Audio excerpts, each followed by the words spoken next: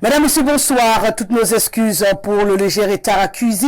C'est pour des raisons indépendantes de notre volonté. Il faut rappeler qu'une panne répertoriée du côté de CanalSat est donc à l'origine de ce retard, mais tout semble rentrer dans l'ordre. Et comme les bonnes choses arrivent toujours à point, nous avons donc l'opportunité d'ouvrir cette émission pour partager ces 1h30 avec vous qui nous recevez via le petit écran. Je l'ai annoncé et je le redis désormais ce soir. Nous sommes en compagnie d'un homme politique, d'un leader d'opinion, d'un entrepreneur reconnu et intrépide au Cameroun. Il aura l'opportunité de réagir non seulement aux thématiques prévues dans le cadre de cette émission, mais également autour d'un sujet clé, l'union des populations du Cameroun. Sans plus tarder, je vous invite à découvrir qui est notre invité VIP ce soir à travers ce reportage et on se retrouve juste après. À vous la parole reçoit ce vendredi le secrétaire général de l'Union des populations du Cameroun, Sylvestre Lebel Nyek Nyek. Né le 9 août 1964 à Makak, il effectue ses études primaires à Makak et son secondaire plutôt tumultueux entre Ezika, Makak, Liberman et le lycée bilingue de Bouya, où il obtient son baccalauréat série C en 1984. Son diplôme en poche, Sylvestre Lebel Nyek Nyek intègre l'université de Yaoundé, où il obtient une licence en sciences économiques, option analyse des politiques économiques, suivi de l'ESSEC de Douala, d'où il sort en 1990, nanti du diplôme d'études supérieures du commerce, option marketing. Ensuite, c'est l'envol pour Paris, où il fait des hautes études commerciales. Nanti de ses diplômes et de ses connaissances, Sylvestre Lebel Nyek Nyek intègre Bolloré Investment, où il gravit les échelons. Il démissionne en 2005 de la structure française pacifiquement et se consacre à son entreprise forestière. Entrepreneur intrépide et déterminé, Sylvestre Lebel met sur pied plusieurs structures avec plus ou moins de succès. Un cabinet d'études en intelligence financière,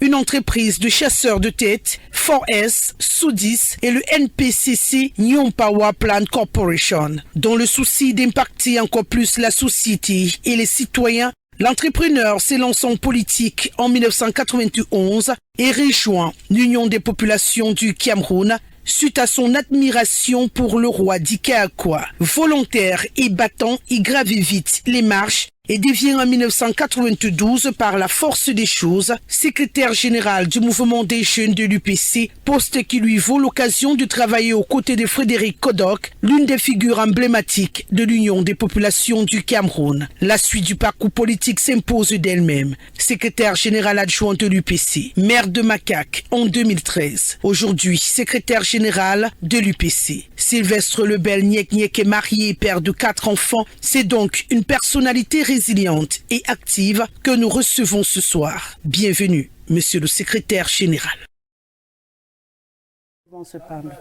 Voilà, vous l'avez donc compris, ce soir, nous sommes en compagnie de monsieur Sylvestre Lebel Nyek Nyek, secrétaire général de l'Union des populations du Cameroun, entendez UPC, un parti politique historique lié à l'histoire du Cameroun et qui traîne depuis quelque temps beaucoup de polémiques. On aura l'occasion d'avoir des éclaircies ce soir. Sur ce, bienvenue monsieur le SG. Madame Guissé, bonsoir et merci de me donner l'opportunité de parler de mon pays. Bien entendu, mon pays se confond à l'histoire de l'UPC. Mais ce soir, je suis venu beaucoup plus pour vous dire, à vous, aux UPCistes, mais plus aux Camerounais, que l'UPC est là. L'UPC est là. Nous sortons d'un processus de rassemblement qui va continuer. On a marqué un stop avec un congrès qui s'est tenu à Yaoundé. Et j'ai été élu pour 3 choses. La première, c'est parachever le processus de rassemblement commencé par le pasteur Ndjami à la demande du patron de ce pays. La deuxième chose, c'est installer l'UPC dans les 360 communes du Cameroun et amener l'UPC à être présente au processus électoral de 2025 ou même avant. On aura l'occasion sûrement de parler de fond en comble de ce sujet, mais on a écouté votre portrait.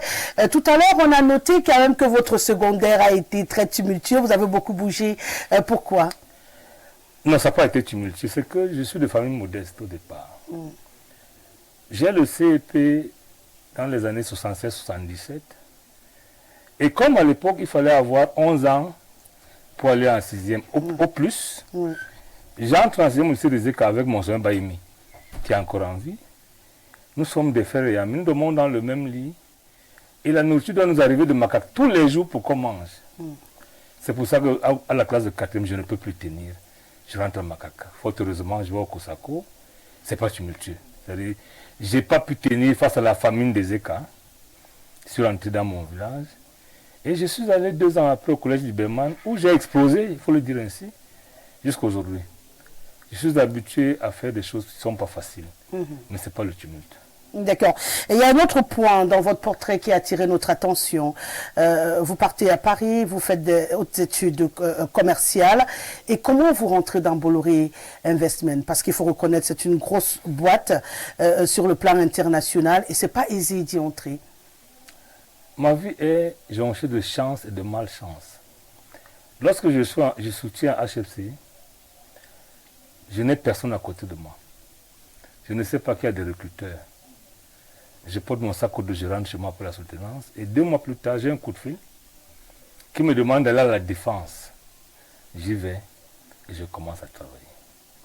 Je vais découvrir plus tard qu'un homme, c'est la première fois que je vais le citer, Simon Gagnon, qui était à l'époque DG de l'Office national des ports du Cameroun, où j'avais fait un stage. Il m'avait confié à l'époque la mise en place du centre de documentation portuaire. Il m'avait recommandé à Bolloré sans me le dire, parce que c'est également un ancien de Bolloré. Je vais le découvrir 2 ou 3 ans plus tard, lorsque je reviens au Cameroun.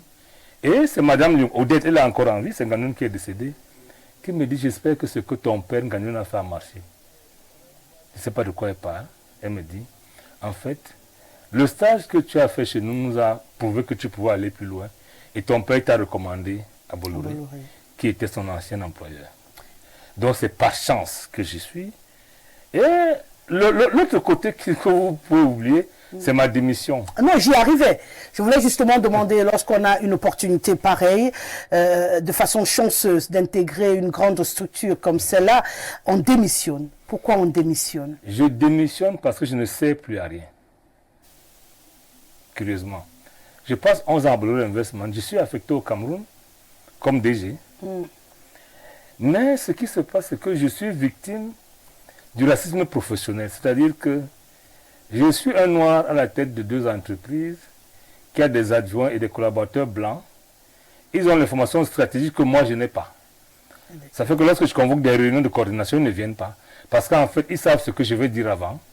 Ils ne viennent pas. J'ai fini par comprendre qu'on me payait cher pour rien. J'ai préféré aller rester dans mon village et avoir la paix du cœur. Parce que j'étais en guerre avec mes collaborateurs sans savoir qu'en réalité, c'était mon destin. C'est-à-dire que vous avez été sucé 11 ans durant. Lorsqu'on vous nomme DG, c'est pour une promotion pour vous, mais en réalité, pour le groupe, c'était un bon débarras. J'ai donc dit, je ne mérite plus ce salaire. Je dois reconnaître que... Le salaire, il était beau. Il était même très bon, compte tenu du niveau de vie au Cameroun à l'époque. Mais je me suis dit, je ne me sens plus bien où je suis. Je préfère partir. J'ai fait ça. Toute ma vie est faite de ça. Lorsque je ne me sens pas bien, je pars. Et je ne le regrette pas aujourd'hui. C'est vrai que peut-être que si je mets en cohérence le salaire que j'avais comme employé et ce que je gagne aujourd'hui comme employé, peut-être que le salaire aurait été mieux. Mais j'ai beaucoup plus de liberté et je m'épanouis. C'est ça qui est important. Justement, parler d'entrepreneuriat. Pourquoi vous vous lancez dans l'entrepreneuriat? Parce que je suis formé pour être entrepreneur. Ceux qui ont fait les écoles de commerce du Cameroun savent que les 2 ans sont faits pour considérer l'emploi comme une opportunité, comme un moyen, pas comme une fin en soi. Donc, jamais de ma vie, je n'ai pensé qu'un emploi serait une fin pour moi. Je ne pense même pas que quelqu'un puisse me payer valablement. C'est pour ça que je préfère gagner 100 000 francs en travaillant pour mon compte que de gagner 500 000 francs sans avoir ma liberté d'entreprendre. J'ai été formé pour... D'abord, tous les managers sont formés pour être employeurs plus tard. Le premier emploi, ça vous permet de découvrir le monde professionnel. Le deuxième, c'est pour chercher à vous installer votre propre. Tous les 2 ans, pour la plupart, ceux qui mettent long, c'est parce qu'ils sont dans un contexte où créer, c'est un peu le Cameroun, hein. Créateur d'emploi, c'est une corvée. Je peux vous rassurer. Ça, lorsque vous avez réussi, on a l'impression que c'est facile. Oui. Mais au Cameroun, lorsqu'on crée 100 entreprises, 95 disparaissent dans les deux premières années de leur fonctionnement. C'est une sinécure. Mais je me suis lancé et je dis aujourd'hui, tant qu'à faire, je ne meurs pas de famine. On va toucher le dernier point de votre portrait avant de rentrer dans les sujets du soir. On va parler de votre arrivée en politique. Vous dites que parce que vous admiriez le roi Dika quoi? Dika m'a adopté comme un fils. C'est l'une des rares personnes que je découvre sur le plan politique au Cameroun. C'est-à-dire, on se retrouve sur lui, on appelait au palais, avec un ami qui a encore envie de et Palais Salmon, et nous partageons le vin de Palme. On boit ça tous les dimanches, et le prince Dika nous parle de l'UPC. Et je me rappelle que j'ai lu Oumniobé, que j'ai lu Oumniobé à travers Achille Bembe, et je décide d'adhérer à l'UPC. Et moi, je pense que j'ai fait à l'UPC à côté de lui, il me dit non. À l'UPC, on adhère par un comité de base. C'est comme ça que le 24 avril 1991, je suis inscrit au comité de base Fraternité de Ndoksindi. Le président s'appelle Njek Ond, il est décédé par son âme. Quelques mois plus tard, je suis délégué au comité central Renaissance, dont le président était à l'époque Lipim Laza, par son âme également. Et quelques mois plus tard, je suis secrétaire régional de la section Douala Est, qui aujourd'hui signifie Douala 3e et Douala 5e, sous le magistère du président Massoudou Bernard, qui m'a pris comme un fils. Si j'ai un parrain en politique, contrairement à ce qu'on pense sur le plan tribal, c'est Massoudou Bernard qui m'a donné l'occasion pour la première fois de parler à l'UPC. Donc, mon parcours est fait, je vous ai dit, des précédents, politiques également, mais beaucoup plus de chance. Ça veut dire que les gens m'adoptent plus facilement, peut-être parce que je ne veux pas prendre leur place. Vous avez l'impression? Non, je ne Quand prends... on a la détermination que vous avez... Je ne prends la place de personne. Vous occupez juste celle qui vous revient. Absolument. Celle que les militants de l'UPC me donnent. D'accord. C'est pour ça que je finis par là. Je suis l'un des rares militants de l'UPC qui, à chaque moment, a cédé sa place à un aîné. En 2014, j'ai tout pour être secrétaire de l'UPC. Pierre Sender, honorable, paix à son âme, va m'appeler à l'hôtel le matin pour me dire, moi j'ai supporté ton père Kodok pendant 20 ans. Est-ce que tu peux pas tenir 2 ans pour me laisser être secrétaire? Je laisse. Bien au contraire, mes amis sont mécontents. En 2017, c'est la même chose. Je suis le secrétaire que tout le monde veut. Mais j'ai un aîné qui estime que, bon, je vais le dire aujourd'hui pour la première fois, que si il est secrétaire de l'UPC, il va nommé dans 6 mois. Dans nos familles africaines, si on se dit, si on découvre que vous êtes à l'origine de la non-nomination de votre frère, vous êtes maudit. Il s'agissait de... Je ne donnerai pas son nom, il va se reconnaître. Je ne suis pas venu parler des gens ici. C'est pas parler des gens, on parle de vous, mais si c'est lié à quelqu'un, on aimerait bien savoir à qui vous avez cédé. Qui est mon neveu sur le plan familial. Voilà. Il dira à tout le monde que si je lui laisse la place, il sera nommé par le régime en place 6 mois plus tard. Je vais dire, mais quel bonheur d'avoir un grand frère nommé. Je vais céder ma place. Je vais prendre la parole au Congrès pour dire que ceux qui voulaient me voter, votent Balegankot. Et c'est comme ça que je suis arrivé à être son adjoint. C'est lui qui m'a un peu dit désigné. Bon, les choses sont passées autrement après. Aujourd'hui, je suis secrétaire général élu de l'UPC. Et je prends ça comme beaucoup plus une corvée. Parce que lorsque vous avez mon expérience politique, vous ne faites pas la fête quand vous êtes élu secrétaire général de l'UPC. Vous commencez à vous demander, vous stressez même. Est-ce que je vais m'en sortir?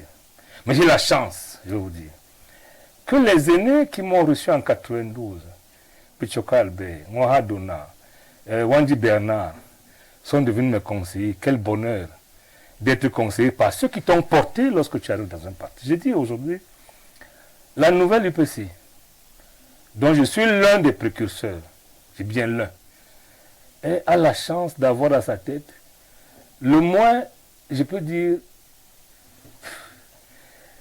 le moins, celui qui aurait pu être la comparateur des autres, mais on a choisi.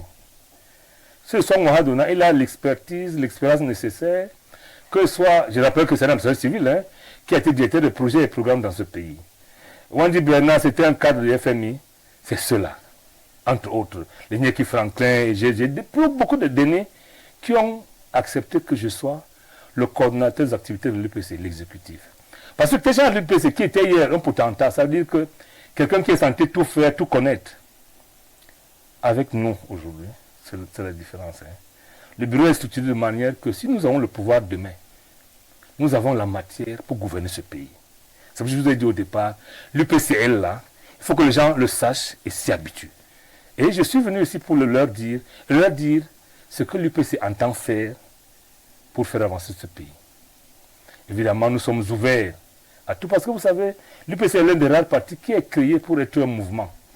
Le mouvement, ça veut dire que l'idéologie est la plus large possible. Moi, j'appelle ça le grand écart. Ça va de l'extrême gauche à l'extrême droite. L'UPC a prévu dans son article 4 des statuts de pouvoir intégrer en son sein des pans de partis ou des pans entiers même d'autres mouvements. Et c'est pour ça que nous ne pouvons pas faire comme les autres. L'UPC n'appartient à personne. Lorsqu'on cite les partis, on dit le SDF de John Fundi, le RDPC de Paul Biya, l'UNDP de Belbo Margari, l'UPC est la propriété commune de tous les Camerounais. Je suis donc venu parler aux Camerounais pour leur dire, votre parti que vous attendez est désormais là, et il entend, article 1 du statut, grouper et unir toutes les populations du Cameroun envers faire un peuple qui est à la conquête de sa souveraineté. Je ne confonds pas l'indépendance que nous avons eue à 60 à la souveraineté internationale qui intègre tous les pans de la vie en société, notamment la monnaie également. Lorsqu'on sera un peuple, vous allez vous rendre compte que le tribalisme aura disparu, le république d'Antero a disparu. En ce moment-là, les UPC vont attaquer le troisième point. Quand je dis les UPC, ce n'est pas des encartés. Le peuple camerounais va aller vers l'élévation plus rapide de son standard de vie. D'accord. Justement, parlant de standard de vie, si vous voulez bien, on va marquer un petit arrêt pour parler de deux sujets qui font l'actualité au Cameroun, et on prendra la peine de questionner la nouvelle UPC, comme vous êtes en train de nous dire, qui vient à... Pas la nouvelle UPC, l'UPC nouvelle, c'est différent. D'accord. Nous ne créons pas l'UPC. Nous avons la chance que nos devanciers, de glorieuse mémoire, ont fait ce que personne d'autre n'a fait dans ce monde. C'est-à-dire penser un mouvement qui est actuel 75 ans après. C'est extraordinaire. C'est l'occasion pour moi de leur un grand vivant hommage de Oumniobe, à Wandi Ernest, à Moumi, à King Abel et les autres. Nous avons la chance d'avoir ces gens qui nous ont rendu la tâche. Ils ont tout fait. Il suffit aujourd'hui de mettre ça en cohérence avec le contexte actuel et que ça marche. D'accord. On va juste prendre la transition du face-à-face et on va s'intéresser justement au quotidien des Camerounais, notamment à la vie chère. Pourquoi pas?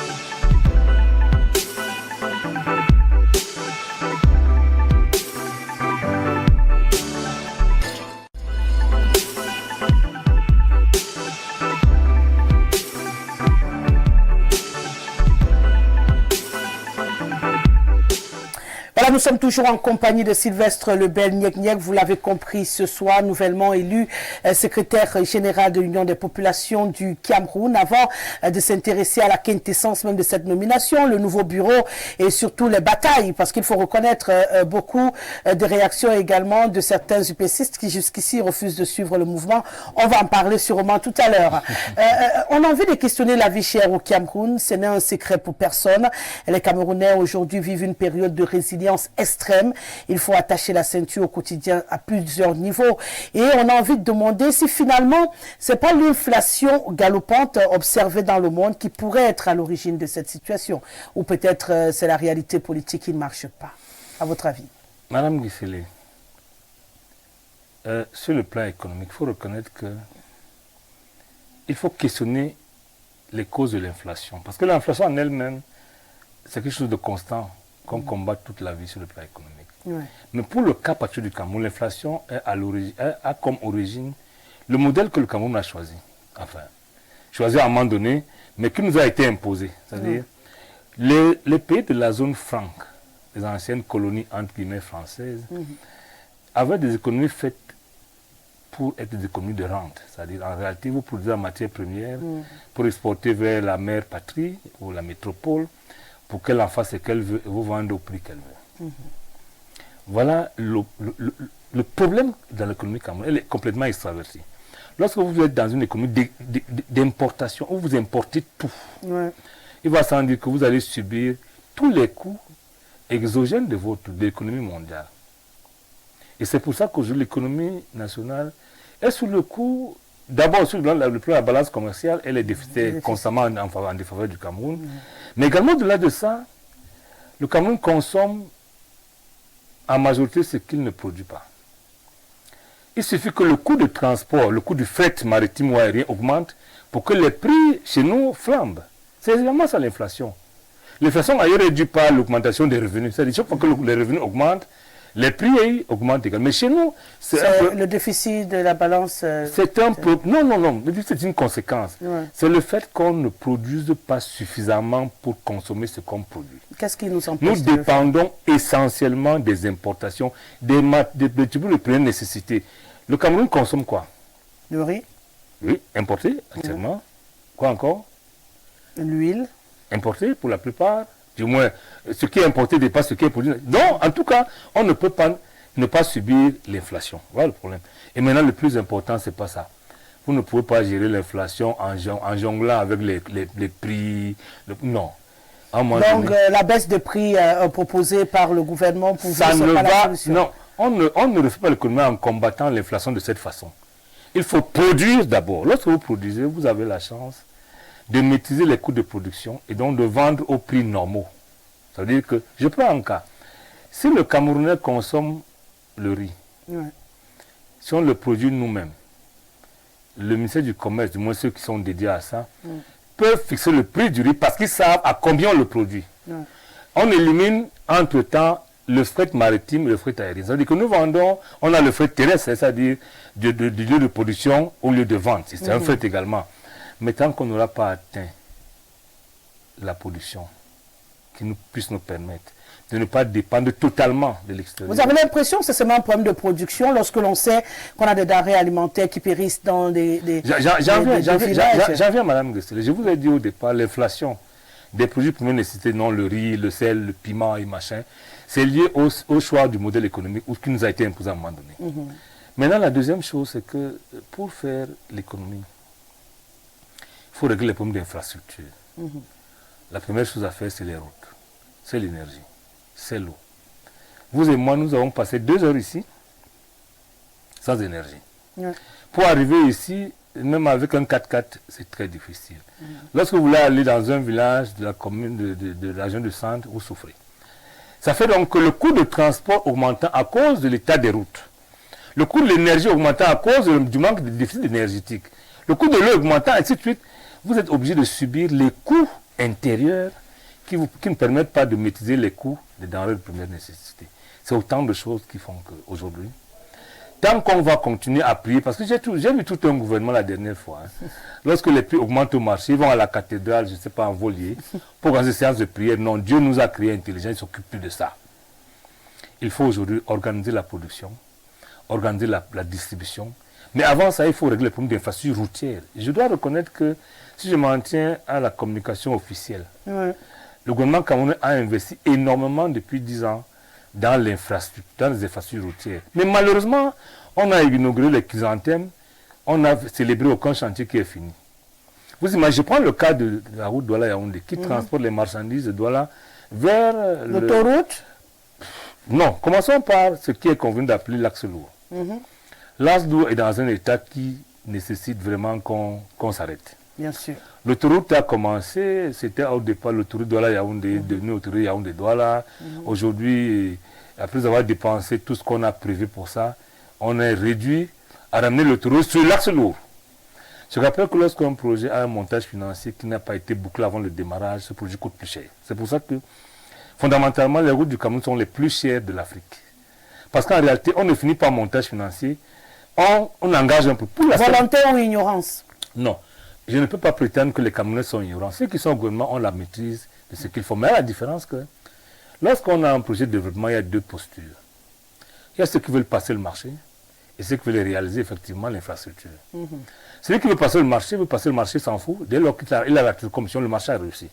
Celui qui veut construire l'infrastructure prend le temps de boucler le montage financier, de boucler la récolte des financements avant de commencer. Parce que le financement qui s'arrête à un moment donné, malheureusement, fait que le coût soit augmenté. C'est pour ça que si vous faites aujourd'hui Dans les moins de 80 km de l'autoroute qui sont réalisés, ça coûte presque 400 km d'autoroute, malheureusement.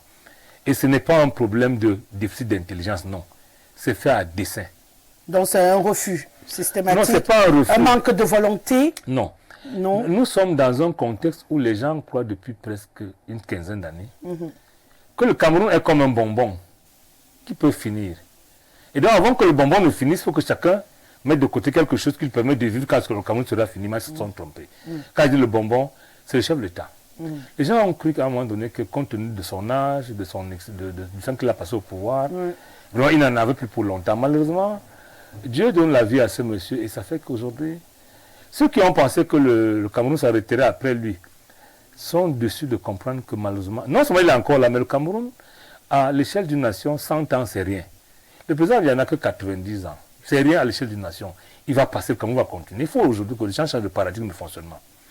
Comme montre le projet de développement en termes d'un État, pas d'un homme qui est au pouvoir, pas d'un groupe qui est au pouvoir, pas des gens qui sont à l'opposition, non.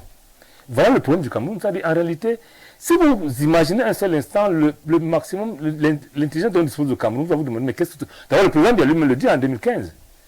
Nous avons les hommes, nous avons de la matière, nous avons même investi. Mais pourquoi ça ne marche pas? Voilà la question. Et si je suis recul, moi, je lui dirai pourquoi ça ne marche pas.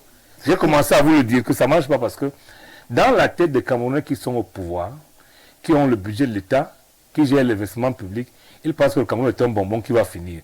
Donc en réalité, lorsqu'on passe au marché, l'objectif n'est pas de voir l'infrastructure construite. C'est qu'à terme qu'on ait... Qu'est-ce que moi j'ai personnellement? Qu'est-ce que moi j'ai perçu personnellement? Voilà le problème. Donc aujourd'hui, il faut absolument revoir. Et c'est ça la différence entre les autres partis et l'UPC. L'UPC n'a pas prévu de gérer seulement les UP6. Ce serait un clan. L'UPC dit unir. Non, grouper et unir les habitants de ce territoire qui ne sont pas tous des UP6. En réalité, nous, à l'UPC, on n'entend pas, je reviens au processus de rassemblement, on entend d'abord rassembler les UP6, mais après, rassembler le peuple camerounais, toutes les communautés y compris, autour des valeurs de patriotisme et de progressisme. Qu'on sache que chaque fois que je détourne 5 francs de ce pays, j'ai tué le pays. J'ai tué le pays. Même si moi j'ai l'impression que j'ai gagné quelque chose, il n'y a pas de riche dans un pays pauvre. Il n'y en a pas. Vous avez l'impression de richesse, mais à terme, si pour arriver chez vous avec votre Mercedes 10 000, avec votre villa qui a coûté 1 milliard, vous devez emprunter les routes qui sont impraticables, vous êtes un pauvre type pire que celui qui est au village. Donc voilà le problème. À ce niveau-là, je dis, l'inflation n'est que la conséquence de notre gouvernance. Nous avons, il faut reconnaître quand même quelque chose, hein. Depuis une dizaine d'années, le président Biya a voulu, d'abord il nous a invités à procéder à la transformation structurelle de l'économie. Il a pour ça choisi d'investir, je peux dire, massivement sur les routes, sur l'énergie. Madame Guesseni, vous imaginez ce qu'on a mis sur les routes? On n'en a pas.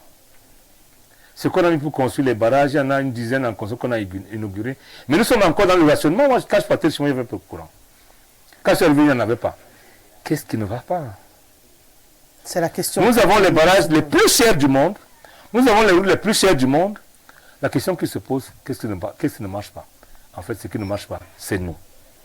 C'est la gouvernance. Et la solution, c'est l'UPC. D'accord. La solution, c'est l'UPC. Vous rejoignez la liste de ceux qui pensent qu'il faille changer de paradigme politique au Cameroun. On va faire un pas. On va s'intéresser à notre sujet retenu pour ce soir. Vous avez suivi comme tous les Camerounais ce rebondissement dans l'affaire Martinez-Zogo qui remet la justice d'une certaine manière en question. On a un document qui est censé libérer quelques prisonniers et une autre information qui sort comme quoi le document n'est pas officiel. C'est un fake. Et c'est pas la première fois qu'on observe ces cas de figure au Cameroun. On a eu le cas également à l'Assemblée nationale où on a nommé un nouveau directeur de cabinet du président de l'Assemblée. Et quelques temps après, on a eu un communiqué qui venait démentir cette nomination. On a d'autres cas, on pourrait en citer toute la soirée, mais on a envie de vous demander quel regard vous posez sur ce petit jeu fake, vérité, faux, vrai document qui, à un moment donné, discrédite un tout petit peu la justice du Cameroun. Non, ce n'est pas seulement la justice. Ouais.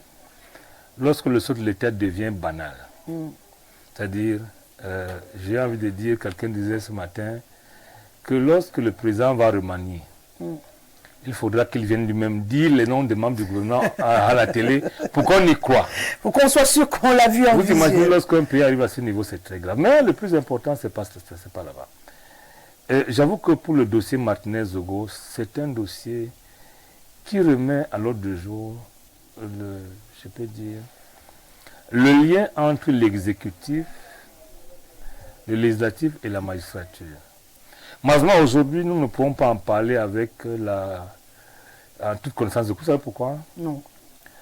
Nous avons en face de nous un cadavre assassiné de la façon la plus atroce qui soit. Nous avons à côté de nous des noms des citoyens à qui on devrait faire le procès de leur comportement. Ouais. Ça fait donc qu'on n'est plus, de mon point de vue, on n'est plus lucide. Parce que l'attention est focalisée sur ces deux faits. Il y a un cadavre, il y a des hommes qui, de mon point de vue, ont focalisé l'attention sur eux de façon négative.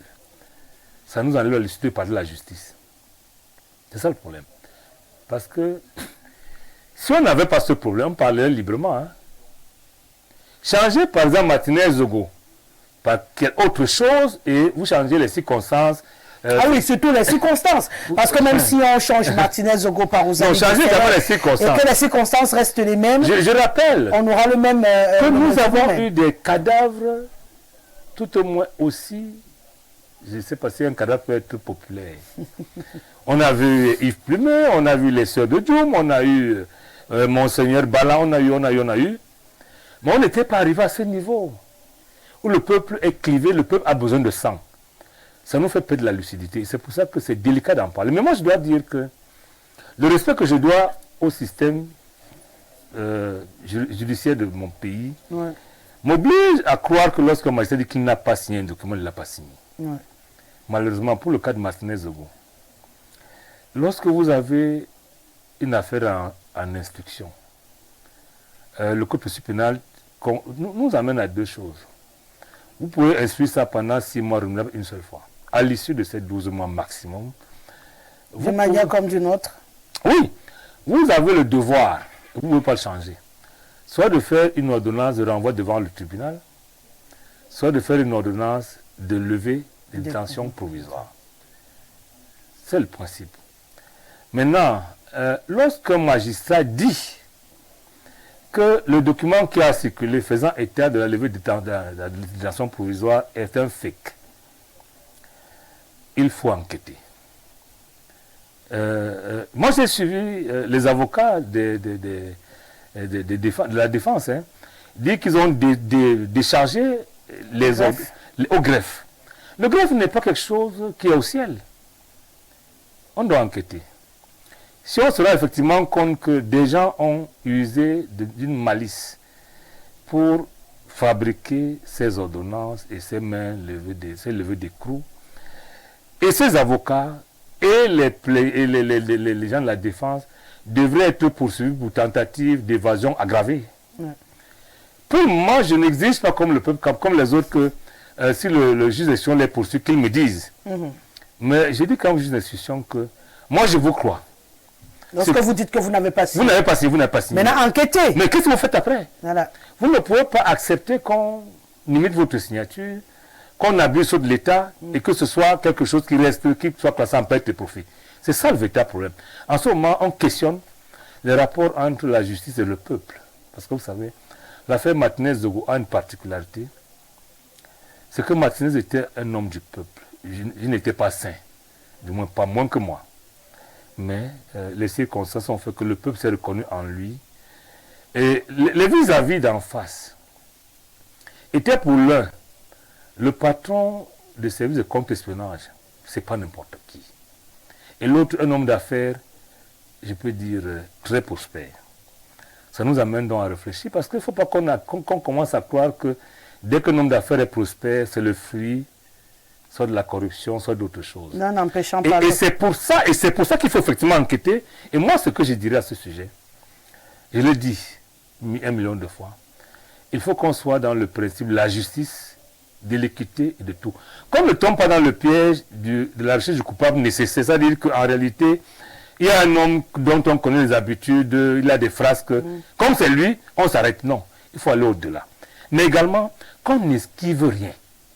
Si c'est lui, effectivement, qu'on n'ait pas de scrupule à dire que c'est lui. Mais ce n'est pas lui. On le dit également. Donc je dis, il faut que la justice prenne ses responsabilités. Je rappelle que dans un pays qui se veut démocratisant, je n'ai pas dit démocratique, parce que mon pays est démocratisant. La justice est le garant de la démocratie. Lorsqu'on ne fait pas confiance à la justice d'un pays, ce pays ne peut pas se développer. Vous n'avez pas l'impression que c'est le cas aujourd'hui au Cameroun? Qu'on a du mal à faire confiance à la justice? Madame, je vous ai dit que lorsque les gens ne croient plus en aucune signature, il y a un problème. Lorsque moi je suis né dans ce pays, la signature d'un magistrat était respectée. Mais lorsqu'on vous dit que tout le monde peut signer à la place du magistrat, on commence à avoir des problèmes. Mais je dis que ce n'est pas la première fois, parce que moi je me rappelle, lorsque je voulais concourir à la mairie de Makak, je suis venu faire le certificat de nationalité, j'ai fait des papiers pour avoir le bulletin numéro 3. J'ai fait comme tout le monde, hein. On s'arrête devant le parquet et puis les gens me demandent 3 000 francs, on dit tant qu'à faire, puisqu'il me prend 3 000 francs, le 2 000 francs, je vais dans une maison le papier. Tous les papiers qui m'avaient été livrés étaient faux. Et comment j'ai fait pour le savoir? J'ai un ami magistrat qui ne se tairait pas ici, qui me reprochait, qui m'attendait à son bureau pour m'aider à le faire. Je dis non, c'est fait. Lorsque l'argument m'a dit que bon, écoute, je pense qu'il faut recommencer. Donc, ce n'est pas nouveau. Mais la pire des choses, c'est qu'un juge décide dans une affaire assez délicate, c'est sérieux. Le juge Sikati, le respect que je lui dois, parce qu'on dit que c'est un magistrat, puis c'est un éthique, on le dit. Et c'est pour ça que je crois que s'il dit qu'il n'a pas signé, il n'a pas signé, mais il ne peut pas s'arrêter là. S'il n'a pas signé, il faut qu'on cherche à savoir. Qu'est-ce qui s'est passé? Qu'est-ce qui s'est passé? Parce que sinon, on va finir par, je vous ai dit au départ, hein, on va finir par ne plus croire en rien. Un pays où on ne croit en rien est un pays qui est perdu. Merci, Monsieur Sylvestre Lebel Nyek. On va prendre une autre transition, puisqu'on doit s'intéresser également à la situation de l'UPC, qui fait face justement depuis belle lurette à cette justice. C'est beaucoup plus pour ça que je suis ici. Justement, c'est pourquoi on va y aller tout de suite avec la transition du coup pour coup.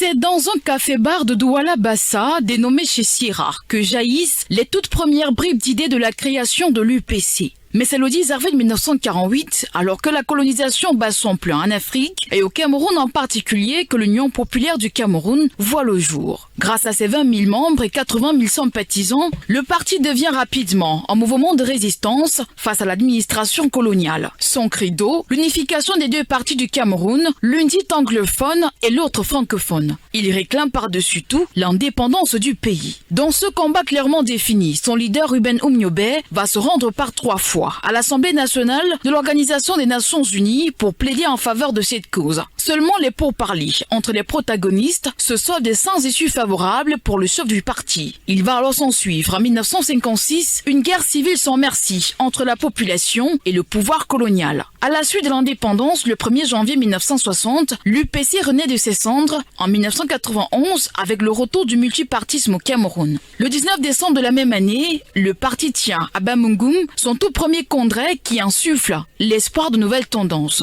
Depuis son retour sur la scène politique nationale, ce n'est qu'en 1997 que l'UPC présente officiellement un candidat à l'élection présidentielle en la personne du professeur Henri Ogbelen. En 2004, c'est au tour du docteur Samuel Marquit de battre campagne, mais sa candidature est rejetée par la Cour suprême pour dossier incomplet. En rappel, l'Union populaire du Cameroun a eu des élus au Parlement et des ministres au gouvernement jusqu'en 2007. Le parti de l'Union populaire du Cameroun a donc fait un long chemin jusqu'ici.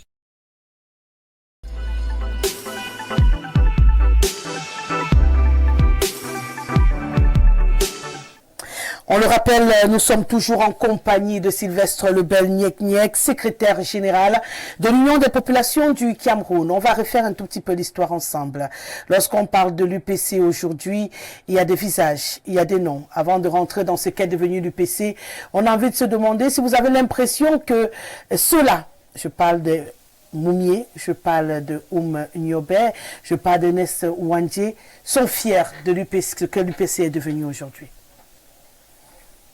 Avant de répondre à votre question, je voudrais vous dire qu'il y a beaucoup de contre-vérités dans le reportage que vous avez passé. Déjà, l'UPC n'est pas l'Union populaire du Cameroun. L'Union des populations du L'Union des Cameroun. populations du Cameroun. Ça doit être une erreur. La deuxième chose, c'est que l'UPC ne présente pas des élus seulement en 97. L'UPC a bien eu un candidat en 92. Bon, c'est autant de choses, mais ce n'est pas important. Je peux comprendre la jeunesse, jeunesse intellectuelle, jeunesse patriotique de la femme, de la dame qui fait le reportage. Mais ce n'est pas ça. Le plus important, c'est... Vous voulez qu'on revienne aux sources? Oui. N'est-ce pas? Comme ça, on a moyen de rattraper... Mais avant ça, je vais vous dire que Oumniobe, Moumié, Wandji et autres, c'est le Cameroun. C'est le Cameroun. Et je voudrais vous dire à travers le retour aux sources que lorsque le Cameroun est sous mandat, je vais prendre l'histoire parce que si on commence, ça va être loin. Le Cameroun est mis sous mandat B des Nations Unies et confié à la France. Le mandat B, c'est quoi? C'est le tutorat. C'est-à-dire vous avez un enfant que vous devez accompagner à l'adolescence. Ce n'est pas question de les circoncire, les circoncire. Le Cameroun est un territoire qui est confié sous mandat B à la France. C'est vrai que beaucoup préfèrent dire sous tutelle parce que c'est... Non, moi je suis précis. Le mandat B, ça fait un contenu au mandat B. La tutelle peut être large. Le mandat B est précis. Vous devez accompagner ce pays à l'indépendance. Et c'est pour ça Oumniobe, se rendant compte que le mandat ailleurs a mis moins de temps qu'au Cameroun. Il se met à lire les accords de tutelle et découvre que le mandat B devra avoir une limite. Et c'est le premier problème qu'il pose aux Nations Unies. Mais le pose après qu'il soit rendu compte que les Camerounais qui travaillent dans la session coloniale souffrent. Les Camerounais sont même à un moment donné étrangers dans leur pays. On écrit interdit aux Noirs et aux chiens. Oui, bien sûr, c'est vrai. Ils commencent par la défense des employés à travers le syndicat. Et à l'époque, ils pensent que... Là, nous sommes avec Oumniobe. On est avec Oumniobe et les autres, les Ngombe et autres, ils sont nombreux. Ils pensent qu'à l'époque, ils peuvent régler le problème du Cameroun à travers un syndicat. Ils vont se rendre compte que le syndicat ne règle que le problème, enfin, ne pose le problème d'ordre professionnel. Il leur faut un peu plus que ça. C'est pour ça qu'à partir de 1946, ils commencent à réfléchir à la création d'un parti politique. Mais non pas la formation nécessaire. Et c'est pour ça que Gaston Dona encadre, je rappelle qu'il était à l'époque au Cameroun, il encadrait les jeunes socialistes, les jeunes communistes, pour le dire ainsi.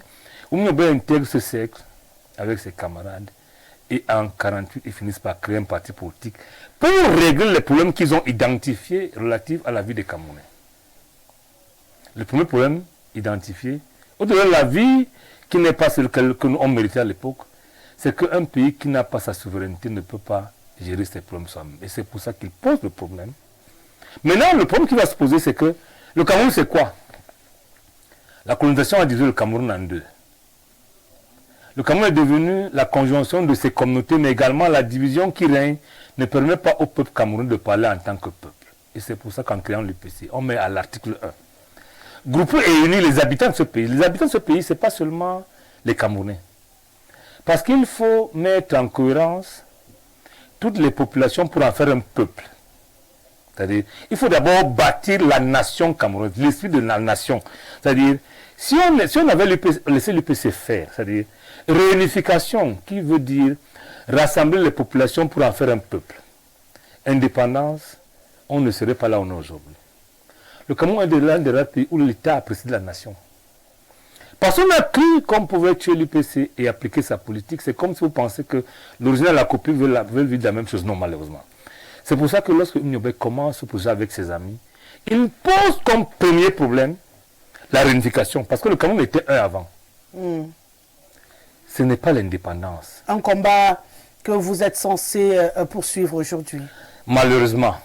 Et comment vous réussirez à avoir des résultats lorsque vous-même vous êtes divisé? Attendez, j'en viens. Oumniobe pose le problème de la réunification. Après, il demande de fixer la fin de la tutelle. La fin de la tutelle signifiant l'indépendance du Cameroun. Étant entendu que lorsque le Cameroun est indépendant, donc a sa souveraineté internationale, il peut se gérer soi-même pour élever le standard de vie des Camerounais. Donc, régler les problèmes, on écrivait interdit aux Noirs et aux chiens. Voilà la triptyque, voilà la mixité de l'UPC. C'est tout ça le problème. Maintenant, je vais arriver. Malheureusement, on se rend compte très tôt que l'UPC rassemble. Il rassemble pas seulement les UPCistes, il rassemble les Camerounais. Parce que lorsqu'on veut devenir une nation, c'est-à-dire qu'on veut, sans nier nos tribus, sans nier nos communautés, on veut devenir un peuple, un seul, une nation qui va à la conquête de sa souveraineté. Lorsque vous l'avez, il n'y a pas mieux que ça. Malheureusement, Oumyobé ne finit même pas avec ses amis de théoriser ce principe qu'il est tué. Mais avant qu'il ne soit tué, quand on dissout l'UPC en 1955, avec les conséquences que nous connaissons, en ce moment, lorsqu'un parti est dissous, qui doit continuer quand même à fonctionner, oui. À défaut de faire l'attaque, il fait la résistance. D'où le maquis. Tout le maquis au départ, et on va leur affaiblir le pseudonyme de maquisard. Voilà la réalité des faits. Maintenant, je rappelle que Oumyobé, Moumié, Wandi, serait-il content de nous aujourd'hui? Je dois dire non. Mais il n'était pas très différent de nous en la réalité. Parce que l'UPC aujourd'hui a, je peux dire, deux problèmes essentiels. Je vous ai dit que c'est un mouvement. Donc, qui accepte en son sein plusieurs idéologies. Oumyobé, Moumié, Wandi et Ousseini Dafina avaient la capacité de gérer toutes ces contradictions. De mettre la nation en priorité. Absolument. Nous, aujourd'hui, lorsqu'un homme n'est pas contre vous, lorsqu'il n'est pas d'accord avec vous, votre pensée devient votre ennemi. Et c'est pour ça qu'ils ne peuvent pas être contents de nous. Je rappelle qu'Oumyobé était un pacifiste, Moumi était un révolutionnaire, Wandi Ernest était un bagarreur. Est-ce que vous comprenez ça? Donc, c'était le même parti, mais avec des approches différentes. Mais ils avaient l'avantage lorsqu'ils discutaient ensemble au cours d'une réunion, même lorsqu'ils n'étaient pas d'accord entre eux. Lorsqu'ils sortaient de la réunion, ils retenaient le point de vue qui avait obtenu le consensus. Nous, aujourd'hui, lorsqu'on va en réunion, chacun rentre avec l'idée avec laquelle il est arrivé. C'est-à-dire les réunions ne servent à rien. Bon, mais c'est pour ça effectivement, que 75 ans après, nous avons fait le point, on s'est dit, nous avons eu à la tête de l'UPC plusieurs personnalités qui n'étaient pas moins compétentes que nous. Ce n'est pas ça le problème. Mais qui en réalité avaient des paradigmes de fonctionnement différents. La première chose, c'est que, et ça je vais vous l'expliquer, lorsque on allait à un congrès de l'UPC, on élisait essentiellement les deux principaux responsables, le président et le secrétaire général. On leur confiait la tâche d'aller former leur bureau. Et la plupart du temps, je ne vais pas dire nombrilisme, hein, mais réalisme politique obligeant, chacun voulant être le moins médiocre des médiocres, choisissait des collaborateurs plus médiocres. Plus médiocres que lui. Qu'il pouvait facilement... Question d'être l'aveugle, le borgne au pays des aveugles. Tout à fait. On a fait cette expérience jusqu'à ce qu'on se rende compte que ça ne marche pas. Et nous avons décidé au congrès passé, celui du 8 octobre passé, de procéder autrement. D'imposer que le bureau de l'UPC soit uniquement fait des gens compétents. Et sur ça, le congrès a décidé d'élire 40 personnes les plus compétents. 40. Dans les 40 personnes, il n'y a pas mieux. Et de leur dire, allez fabriquer vous-même votre propre bureau. C'est ça la différence. C'est pour ça qu'il y en a des gens qui disent qu'on a fait le bureau au quartier. Non. Le bureau... Justement, c'est le retour également que j'ai eu, pourquoi ils n'ont pas fait le bruit, puisque vous savez, j'ai d'ailleurs annoncé sur mes plateaux des débats, ce congrès qui a été reporté, la première fois qui a été court-circuité par Balaguer Côte. Non, il n'a pas été court-circuité, il n'a pas pu. Je veux dire, il a fait, même si après, vous allez nous expliquer pourquoi ça a été annulé, mais il a été élu secrétaire à cette date-là, alors que vous annonciez avoir reporté le congrès pour le refaire à l'issue d'un rassemblement plus effectif de vos militants. Ça en vient à ce que je dis. Pourquoi ce congrès dans un silence? Madame Guissé, lorsque vous êtes élu à la tête du parti pour parachever le rassemblement, installer le parti partout et conduire le parti aux élections de 2025, vous faites très peu attention aux individus. Mais pour, je peux dire, c'est normal, il faut... Pour le respect que je dois aux téléspectateurs, des téléspectateurs. Nous avons été élus en 2017. Quand je dis nous, ça veut dire j'y étais. Je faisais partie de ce bureau. En 2020, notre mandat arrivait à terme. Ouais. On n'a pas pu faire le congrès parce qu'entre-temps, en 2018, nous avons subi un choc où l'administration camerounaise s'est mêlée des affaires de l'UPC, entre autres, pour désigner un homme qui devait parler en son nom. Nous avons passé... Quel homme?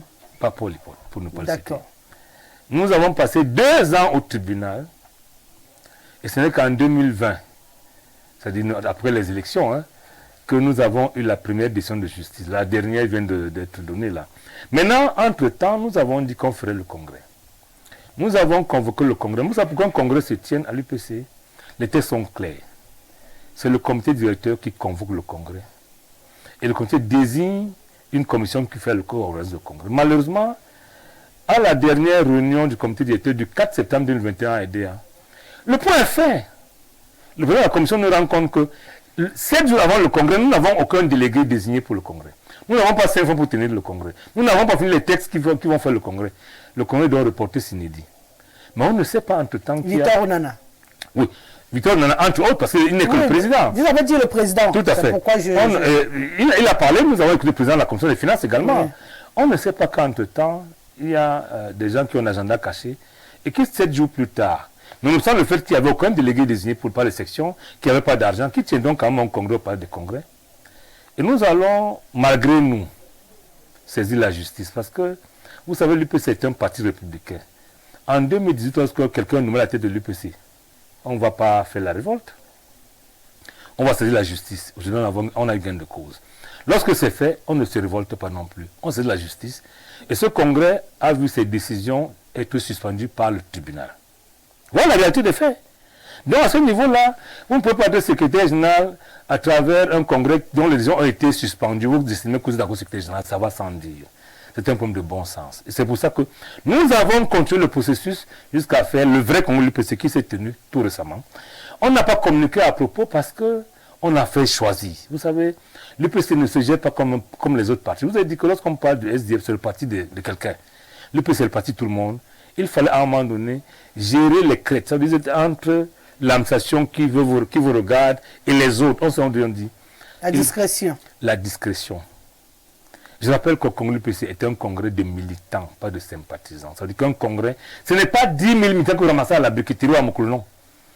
C'est à chaque instant de la vie, ceux qui sont effectivement les militants, même s'ils sont 5, parce que le congrès détermine la ligne politique du parti, il n'est pas question de prendre d'autres personnes. Les sympathisants ne viennent pas au congrès, c'est les militants. C'est comme ça qu'on a donc tenu un congrès. Et c'est pour moi, je dois te reconnaître. Parce que lorsque quelqu'un fait son travail, à défaut de le remercier, il faut le reconnaître. L'association camerounaise nous a accompagnés à superviser le congrès, l'a même encadré, à assurer sa sécurité jusqu'au bout. Et aujourd'hui, le congrès s'est passé en toute légalité.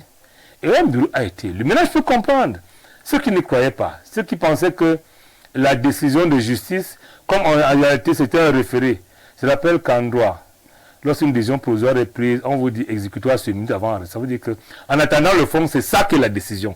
Les gens croyaient qu'on allait atteindre la décision, on est allé au-delà, le conseil est en toute légalité. Aujourd'hui, nous sommes ceux qui représentent l'UPC sur le plan légal. Donc on doit retenir ce soir qu'il n'y a pas 2, 3, 4 non, UPC. Pas du tout. On a un seul parti. Nous avons un parti, mais nous avons des gens qui ne sont pas d'accord avec nous. C'est pour ça que le Congrès, étant conscient de ça, nous a instruit de continuer, après que le pasteur Ndjamé ait passé 2 ans après le processus de rassemblement, de continuer malgré tout à continuer à faire le rassemblement. Le rassemblement des UP6, d'une part, mais également le rassemblement des populations du Cameroun autour des valeurs UP6, parce que je rappelle, l'UP6 n'est pas quelque chose de matériel. L'UP6 est une manière d'être, un état d'esprit. Lorsque vous êtes UP6, vous ne détournez pas, vous ne volez pas, vous ne faites pas ce nombre de choses.